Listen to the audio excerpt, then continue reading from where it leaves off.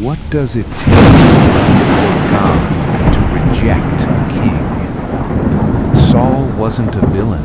He was chosen, anointed, crowned by God himself. And yet, he became the king God walked away from. He stood taller than every man in Israel. When he walked into battle, soldiers felt safe.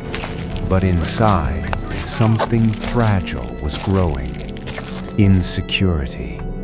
One moment of impatience, one decision driven by fear, one act of disobedience, and everything began to collapse.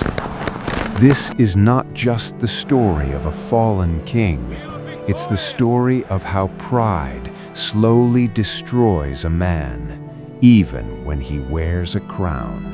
Saul did not begin as a villain. He began as a frightened man, hiding among baggage when they came to crown him. Small inside, insecurity doesn't disappear with power, it grows.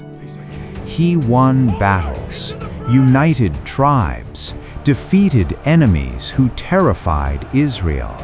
The people loved him, and victory began to whisper, "You deserve this." That whisper became louder than obedience. Samuel told him to wait. Just wait for God. But Saul feared losing control, so he stepped to the altar himself, lit the fire, and the moment the flames rose, Samuel appeared. "You have done foolishly." A crack had formed. Later, God commanded total obedience, but Saul kept what looked good, spared what was valuable. Samuel's voice thundered, "To obey is better than sacrifice." Then came the sentence, "The Lord has rejected you as king." The crown remained, but the presence left. While Saul clung to power, God chose another. In a quiet field, a shepherd knelt. Oil touched his head. His name was David.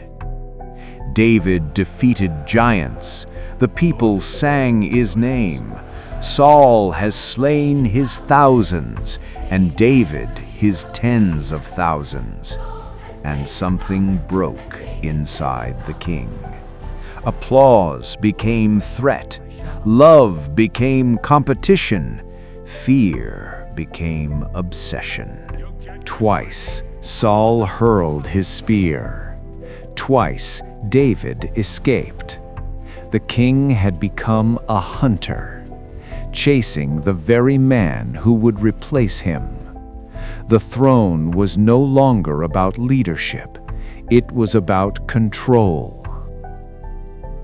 In a dark cave, Saul slept.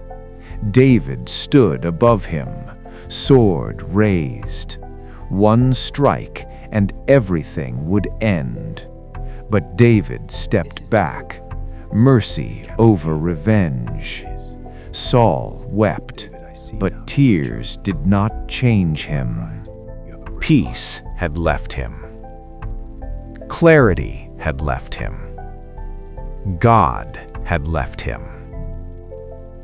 Desperate, Saul searched for answers in darkness, but heaven remained silent. The battlefield burned. His sons fell. His army scattered. Wounded, alone, Saul leaned on his sword, and the king fell. He was chosen, anointed, crowned, but he could not surrender control. And when pride rules the heart, even kings collapse. Saul fell. The king God rejected, and his throne lay empty. But the story did not end there. Somewhere far away, in a quiet field, a young shepherd was being chosen. The boy who would rise when the king fell, the one who would follow God's path. His name was David, and his journey was about to begin. Saul had everything: a crown, an army, and God's calling. But one decision after another slowly destroyed him. What do you think was Saul's greatest mistake? Tell me in the comments below. And finally, let the story of Saul serve as a reminder to you that power does not protect the heart.